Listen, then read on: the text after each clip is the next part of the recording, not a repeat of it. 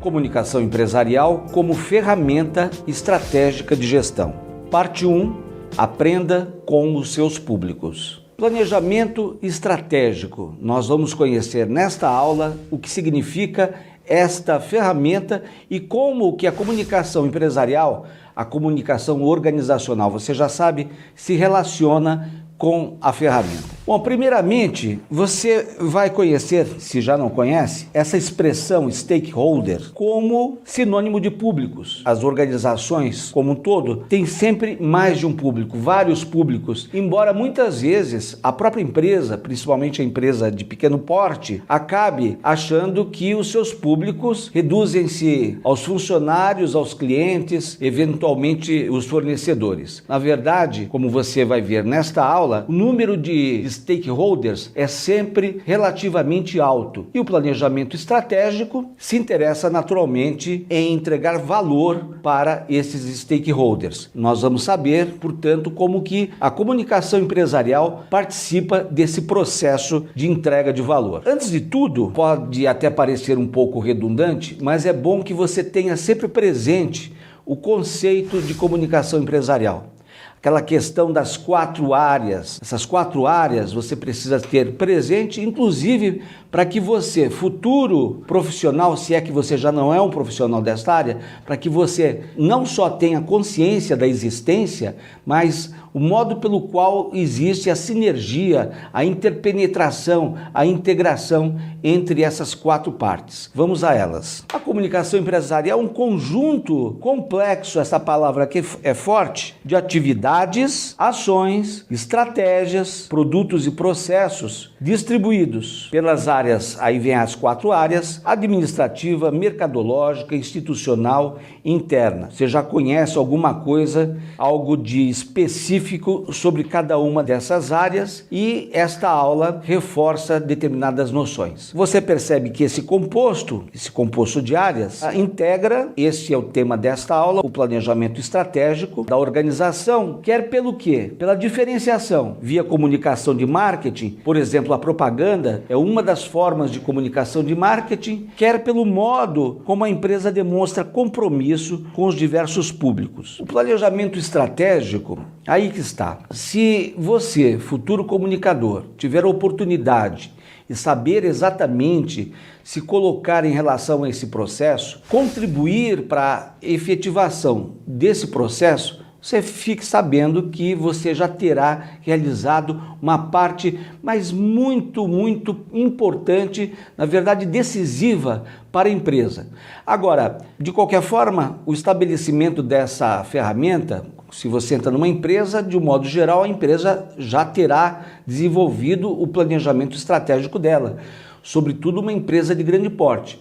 De qualquer forma, existem os reposicionamentos, conforme nós vamos ver, por intermédio de uma determinada ferramenta. Vamos lá. Então, vamos dizer que o planejamento estratégico é um processo gerencial, dinâmico e sistemático, centrado no estabelecimento de objetivos, de metas e na sua necessária e indispensável contextualização com fatores internos e externos. Uma das ferramentas de análise desse ambiente, do ambiente interno e o ambiente externo a determinada organização, é a análise, a chamada análise SWOT, a matriz SWOT, amplamente conhecida, muito provavelmente você já ouviu falar, já ouviu referências a essa matriz, que proporciona à empresa ou leva ou contribui para que a empresa visualize e identifique seus pontos fortes e fracos, bem como faça a avaliação das ameaças e das oportunidades inerentes ao ambiente externo à empresa. Eis aí a sigla SWOT: forças, fraquezas, oportunidades e ameaças. Como nós vamos ver, forças e fraquezas são vetores identificados no ambiente interno, enquanto que oportunidades e ameaças no ambiente externo à empresa. Lembrando também que, com alguma frequência, essa ferramenta é chamada de FOFA: forças, oportunidades, fraquezas e ameaças. Vamos lá. Eis aí um também bastante conhecido conhecido esquema da análise SWOT. Talvez você já conheça esse diagrama, mas vale a pena rever certos detalhes, certos aspectos desse diagrama. Bom, aqui está a análise SWOT. Na avaliação interna nós temos como pontos fortes, por exemplo, as vantagens que uma determinada empresa oferece. Que vantagens são essas? Por exemplo, se nós formos pensar no comércio, o ponto propriamente dito pode ser uma vantagem. Ponto de fácil acesso, ponto que proporciona fácil estacionamento, visibilidade, área estratégica e assim por diante. Capacidades, a palavra aqui é bastante genérica, vão desde suas capacidades mais absolutamente do dia a dia, por exemplo, a capacidade que a empresa demonstra em se manter atualizada em relação ao seu meio, ao seu segmento. A capacidade, por outro lado, que a empresa demonstra ao tratar a gestão de pessoas, em treinar funcionários, por exemplo, dentre outras muitas capacidades. Por exemplo, uma capacidade de predição. Predição, a palavra predição evoca a ideia de ver, visualizar o que está para acontecer. Essa capacidade de predição é absolutamente importante, eu diria que de forma geral, mas sobretudo em alguns segmentos, principalmente no momento de incerteza, de instabilidade econômica e política, como é o caso, infelizmente, do Brasil. Os recursos ativos, pessoas, que ativos são esses? Vários ativos, inclusive, naturalmente, o dinheiro em caixa é um ativo, mobiliário é um ativo, os recursos de várias naturezas, as pessoas disponíveis, tudo isso se apresentam como os pontos fortes. O marketing tem alcance de fato? Como é que se dá a distribuição? E a propaganda propriamente, chamada comunicação de marketing. Se isso tudo se apresentar de forma efetiva e de forma satisfatória, conforme uma análise, essa análise dos pontos fortes, significa, portanto, que efetivamente são assim vistos como pontos fortes. Vale a pena lembrar que toda matriz, e essa não foge à regra, toda matriz apresenta um certo grau de subjetividade. Aí entramos quase num debate de caráter filosófico. O que é subjetividade e o que é objetividade no âmbito das organizações. Mas, na verdade, perceber o que é força e que medida uma força possa ser até, inclusive, uma fraqueza, isso não é muito fácil de se fazer. E, na verdade, essa suposta força pode ser apenas uma força aos olhos dos gestores que veem determinado componente como força, quando na verdade não é. Vamos dizer que uma organização, num certo sentido, é uma projeção do ego dos seus gestores.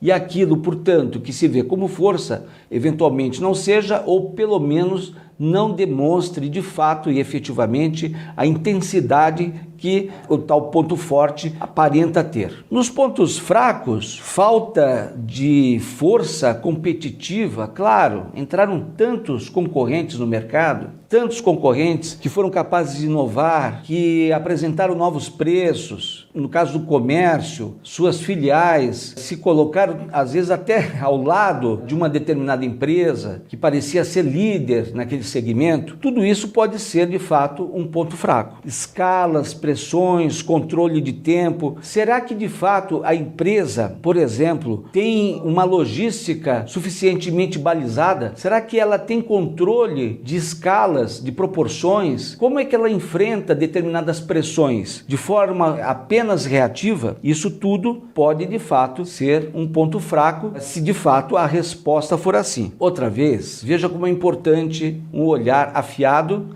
atualizado, muito bem formado do ponto de vista intelectual, do ponto de vista mesmo da formação, da sagacidade do comunicador. O que é ponto fraco? Do mesmo modo como os pontos fortes, eles estão sujeitos a certa carga de subjetividade, os pontos fracos também, depende de quem faça parte da discussão dos tais pontos fracos. É claro que é preciso estabelecer e é possível estabelecer determinadas estratégias, afinal de contas, chegar a uma espécie de súmula, uma espécie de referência mínima sobre cada um desses pontos, ou seja, entrar-se numa discussão como essa, sabendo exatamente o alcance e o significado de cada uma dessas palavras, se de fato essas palavras aqui referidas por mim comparecerem desse debate, dessa discussão na empresa. Por outro lado, na avaliação externa, ou seja, o ambiente externo, quais são as oportunidades? O desenvolvimento de marketing pode se dar agora a partir do que nós chamamos de marketing digital, com a criação de um funil de vendas, ou seja, determinadas operações que passam a ser feitas digitalmente, o alcance dessas tais operações poderá oferecer uma grande oportunidade à empresa e, na verdade, uma oportunidade muito pouco explorada ou nada explorada. O desenvolvimento de um novo produto, há quem diga, por exemplo, vamos pensar aqui na indústria de refrigerantes, pense um refrigerante ou algo parecido que, de repente, em pouco tempo, teve uma grande visibilidade. Esse refrigerante está lá nas mesas de bares, restaurantes, eventualmente na sua casa. Esse refrigerante, de repente, teve uma grande exposição e um alcance enorme, arrebatador, principalmente no momento em que foi lançado. Isso aí, na verdade, é pensado como uma oportunidade. A empresa fabricante do refrigerante analisou o mercado e viu ali uma grande oportunidade.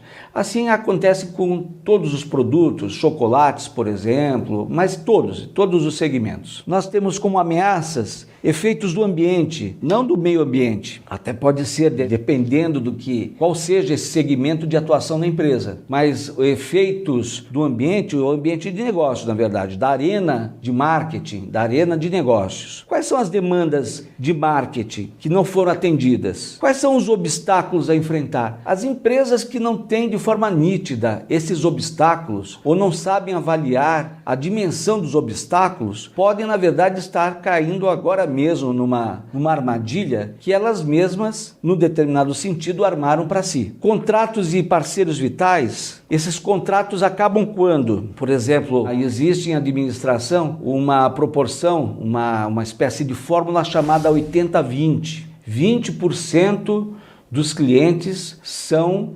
responsáveis por 80% da receita de determinada empresa. Essa fórmula é interessante. Como fazer a gestão dessa fórmula? Aliás, não é da fórmula, é da condição mesma, 80-20. Se você, como empresário, perde determinados contratos, qual a velocidade que você tem efetiva de recolocar um outro cliente no lugar daquele que você perdeu?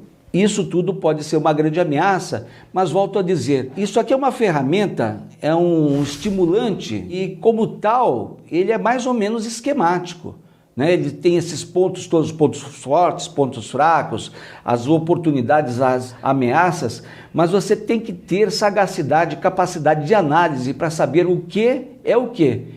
Quais as perguntas que você tem que saber fazer? Planejamento estratégico tem início no delineamento da visão da empresa, que são as intenções e a direção que a empresa pretende seguir, como ela se vê no futuro. A visão reflete as aspirações da empresa na forma de como ela se vê no futuro, considerando-se em média um período de 5 a 10 anos. É muito difícil cada vez mais se traçar ou se estabelecer uma visão num ambiente de incerteza como é o atual. Você já sabe que a missão é um texto altamente persuasivo, a missão é um chamamento, é uma forma de engajar os colaboradores na efetivação dessa missão. Toda empresa precisa ter uma missão. Se não tiver missão, é claro que não vai ter também visão, ou seja, projetar-se no futuro.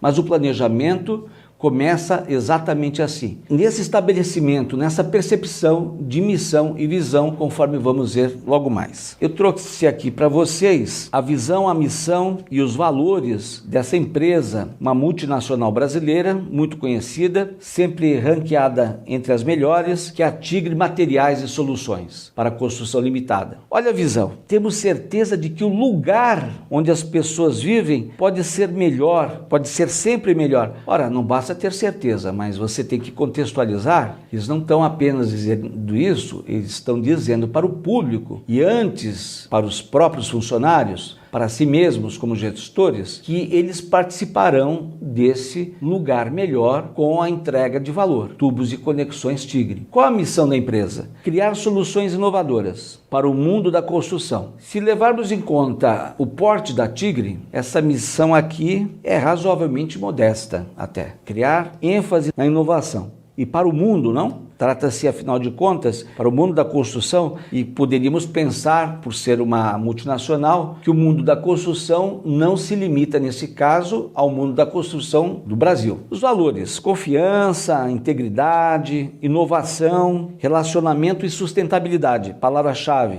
palavra-chave. E eis aqui o processo de planejamento estratégico do negócio. Você vê aqui a declaração de visão e da missão do negócio. Já sabemos que aqui são dois textos, como acabamos de ver. A partir daí, nós vamos para aqueles dois hemisférios, o interno e o externo. Análise do ambiente externo, com a ajuda da matriz SWOT. E análise do ambiente interno, também com a ajuda dessa ferramenta. A formulação de metas e objetivos. Metas e objetivos são decorrentes de uma missão. Quem não conhece a própria missão dificilmente terá metas e objetivos. A missão é sempre maior que a meta, sempre maior que o objetivo. Cumprimos metas e objetivos, inclusive, eventualmente, com tempos diferentes, com intensidades diferentes e intenções diferentes. E a partir daí, sim, a formulação de estratégia. Não basta, obviamente, formular, tem que se implementar e fazer o feedback e controle de todo o processo o tempo todo. Sem, aliás, feedback, sem controle, nós não podemos jamais efetivar, fazer uma boa gestão do planejamento estratégico. Ou seja, o planejamento estratégico efetivamente não se apresentaria como uma ferramenta de gestão. Então, o feedback,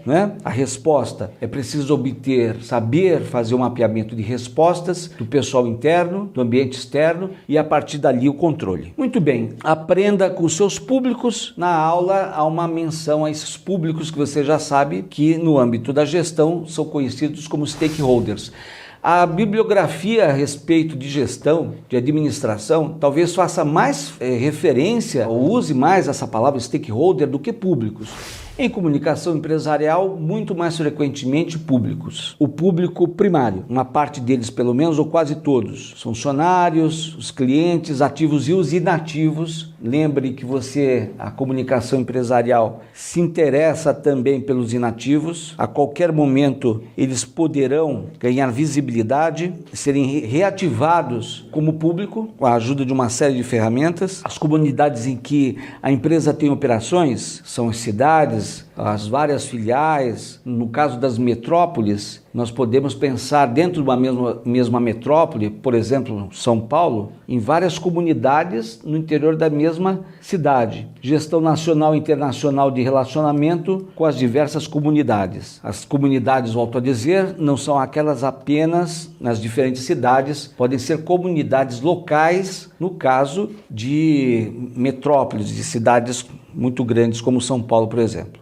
Acionistas e investidores. Uma coisa é o acionista, empresa de capital aberto. Não confundir acionista com cotista. Cotista é uma expressão que se usa no âmbito das empresas limitadas. O acionista é aquelas que têm capital aberto. Mas existem também os investidores, que não necessariamente são acionistas. Dentre os últimos, como investidores, fundos de investimentos e fundos de pensão. Existem fundos de pensão que são donos, por exemplo, tem uma participação em hotéis, em determinados ativos. Os formadores de opinião, isso aqui já estaria talvez numa situação medial entre o principal público e o secundário, primário e secundário, são os formadores de opinião, parte da opinião pública capaz de influenciar a massa. A essa altura você sabe como trabalham os formadores de opinião. Você já conhece um tanto a respeito desse assunto.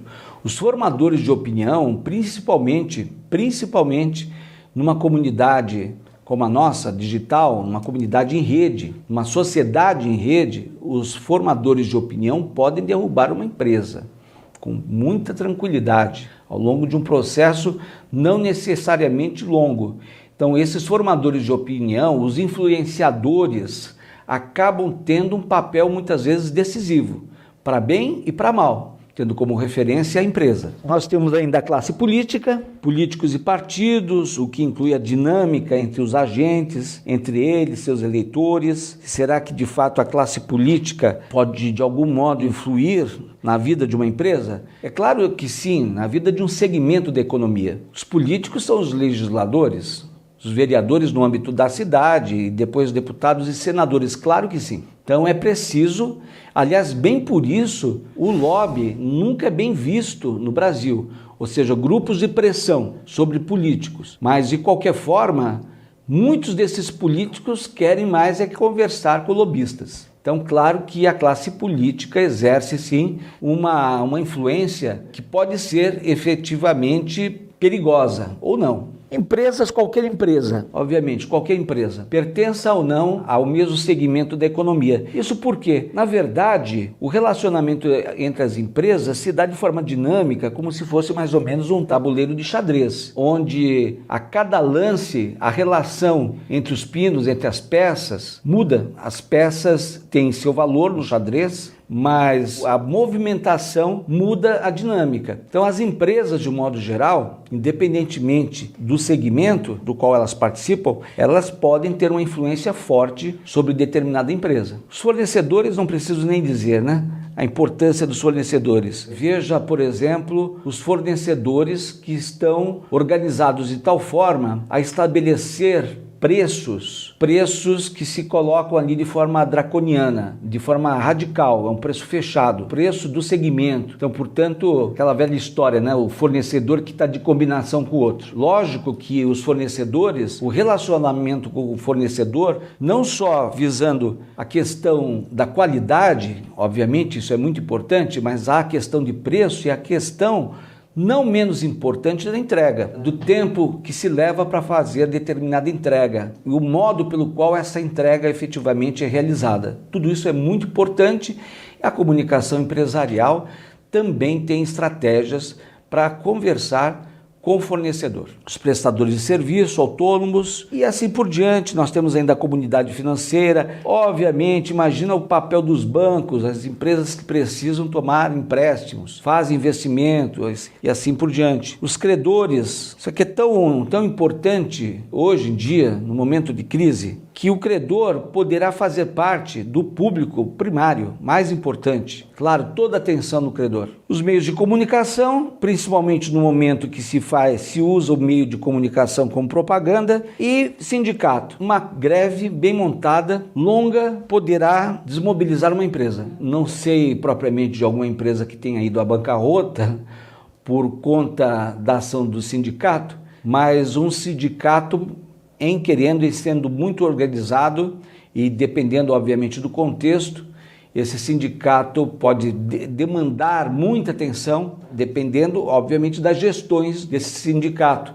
Se suas reivindicações também são justas e são vistas assim pela justiça. Essas duas ferramentas, o SAC, Serviço de Atendimento ao Cliente, o Ombudsman, que é o representante do cliente, essas duas ferramentas são muito importantes no trabalho do planejamento, participam em algum nível das questões relacionadas a planejamento estratégico. E aqui vale a pena, já que eu falei de SAC e mesmo do Ombudsman, dizer que nós temos aqui uma ferramenta nesse momento de inovação tecnológica. Aliás, já não é nem muito mais inovação, que é a URA, né? A unidade de resposta audível. Então o SAC, muitas empresas, começa a dar lugar a essa unidade de resposta audível, ou seja, aquele sistema automático de telefonia que você conversa com o telefone e ele pede para você determinadas, né? Diz que para conversar com fulano, beltrano, ou com determinado departamento, diz que 2, etc, etc. Então o SAC, humanizado por assim dizer,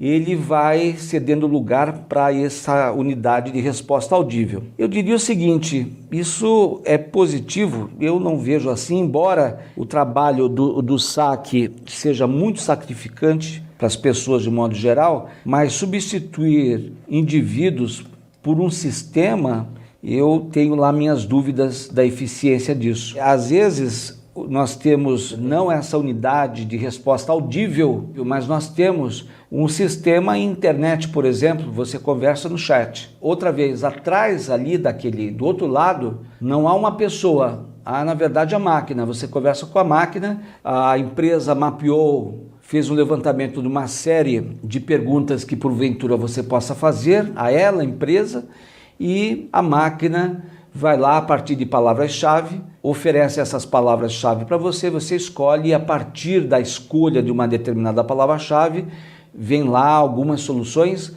ou não necessariamente. Então, a eficiência de tudo isso está sendo estudada, existem dados interessantes. A meu ver, nada como contato humano. Ainda que do outro lado seja alguém que diga a você, use aquelas expressões baseadas num gerúndio, vamos estar atendendo, vamos estar enviando, mas mesmo assim me parece mais interessante. Por outro lado, o ombudsman está aí. Existem jornais que têm ombudsman, por exemplo, a Folha de São Paulo, há outros também, há empresas com ombudsman. O ombudsman é um ouvidor, é um representante do cliente e ele reporta aos gestores, à empresa, essas demandas. Não se trata nunca por parte do ombudsman e você, como comunicador, poderá ter um ombudsman, justamente por se sentir no domínio de uma visão 360 graus da empresa e tiver capacidade de diplomacia para ocupar este local, cabe a ele ouvir essas demandas e não responder no sentido de ter uma resposta reativa, como que se buscasse dar uma justificativa ou uma desculpa, muito pelo contrário. Muito pelo contrário. Então vale a pena dizer o seguinte, tanto o SAC quanto o ombudsman devem manter estrito controle sobre o perfil do cliente atendido, a natureza do contrato, os efeitos produzidos, etc. Esses dados deverão ser somados a outros, coletados em diferentes circunstâncias e ordenados de tal forma a produzir informação de caráter estratégico. Exemplo disso é a apuração de quantos desses clientes possuem, por exemplo, o cartão de fidelidade da empresa, com que frequência usa os serviços, etc, etc. Atualmente há uma ênfase, há uma opção, há um investimento pesado em tecnologia, como vamos ver já agora. Esse investimento em tecnologia, antes de tudo, tem que partir de uma determinada preocupação. Eu só devo investir em tecnologia para me posicionar dentro do mercado, de acordo com a natureza das ferramentas a que vou me referir, se efetivamente eu conheço minhas demandas. Nada pior do que se comprar um software, ter que tropicalizar, por exemplo, esse software, ou seja, pegar um modelo, uma gramática, uma sintaxe, enfim, um software estrangeiro e fazer essa tradução para as suas necessidades, as necessidades, enfim, do panorama nacional, sem antes você conhecer, a empresa conhecer as próprias demandas.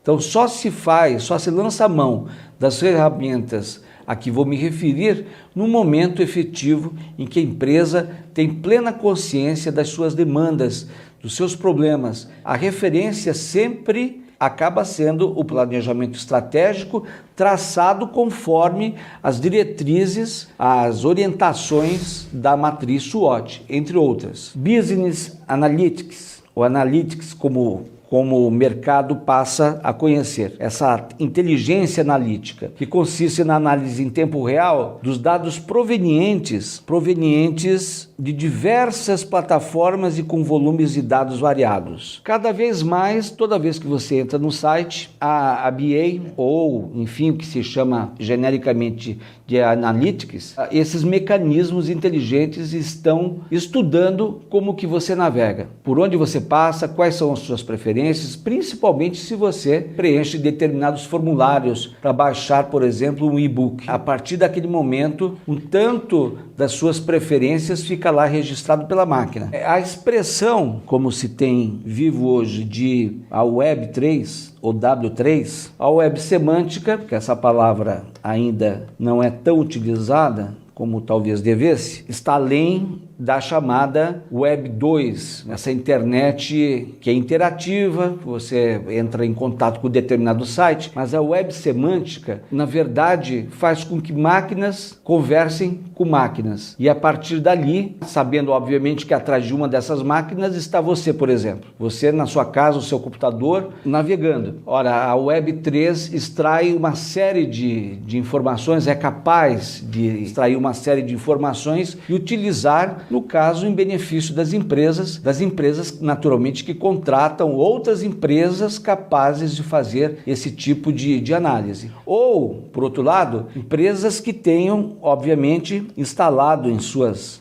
sedes, não é? Essa estratégia de BA. Seu sucesso é baseado em modelos matemáticos e estatísticos que permitem o acesso a informações preditivas, ou seja, aquilo que é voltado para o futuro, a previsão. Quando interpretados da maneira correta, os dados podem ser imprescindíveis para a tomada de decisão. Mais ainda do que a BI, a Business Intelligence, a BA, enfim, como a Business Analytics ou apenas Analytics, nós temos ainda essa expressão BIC, que se torna bastante conhecido, que é o BIC, Business Intelligence Competence Center, BIC, ou Centro de Competência e Inteligência de Negócios. É um grande, vamos dizer, um centro de dados, claro, de cruzamento de dados de forma bastante complexa, a grandes volumes de informações, a partir, obviamente, de determinados referenciais. Esses referenciais são como que justamente o modo pelo qual as ferramentas são alimentadas para se extrair a partir da ação dessas ferramentas uma série de outros dados valiosos para a empresa. Trata-se, portanto, de uma estrutura organizacional formal e permanente que é provisionada por recursos internos, com pessoal de tecnologia, como aqui está, e comunicação e de negócios com funções e atividades bem definidas. Um esquema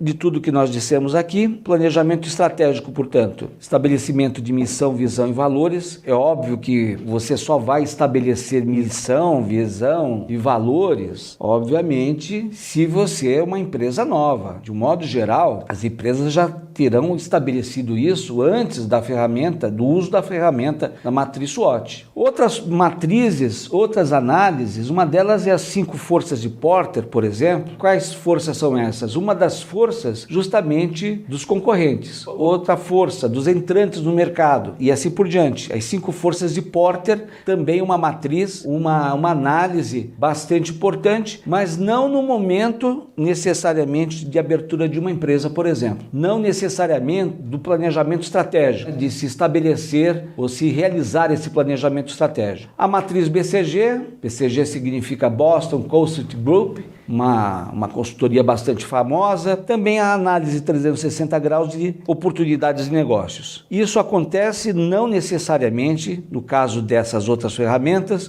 no momento do planejamento estratégico, mas sim ao longo do período. Fiz referência a esses itens, agora há pouco, é o atributo altamente desejável do comunicador empresarial, esse espírito analítico, o qual no contexto de BI, da Business Intelligence, demonstraria em que medida as funções desse profissional são de fato estratégicas e partícipes dos ativos da empresa. Bom, até aqui nós já vimos uma porção de coisas e acredite, eu enxuguei bastante, tentei resumir, há uma dificuldade imensa, inclusive, resumir tudo isso. Eu sei que muito provavelmente você conhece uma parte de todo esse instrumental, desses assuntos, portanto, mas nós temos, na verdade, que contextualizar com a comunicação empresarial. E agora, a partir de agora, nós vamos fazer referência a um desses teóricos da comunicação empresarial e ver como que ele pensa um relacionamento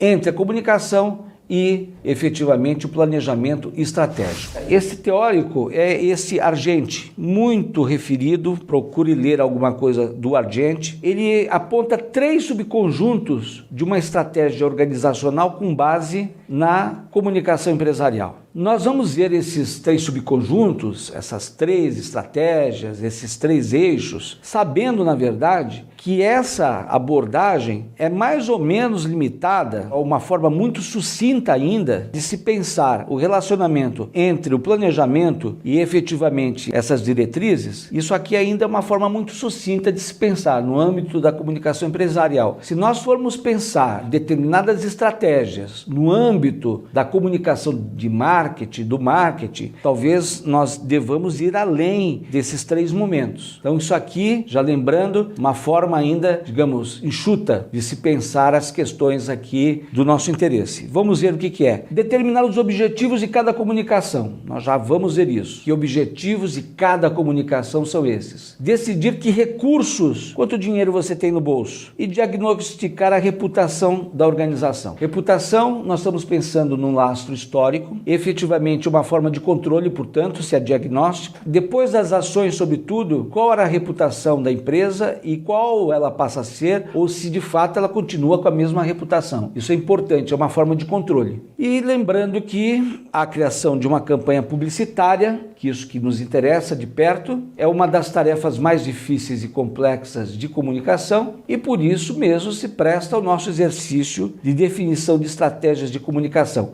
É o que nós já vamos ver. Isso sempre tendo como referência as 4 áreas muito bem conhecidas por você até agora. Então eu fico por aqui, agradeço muitíssimo sua atenção, muito obrigado.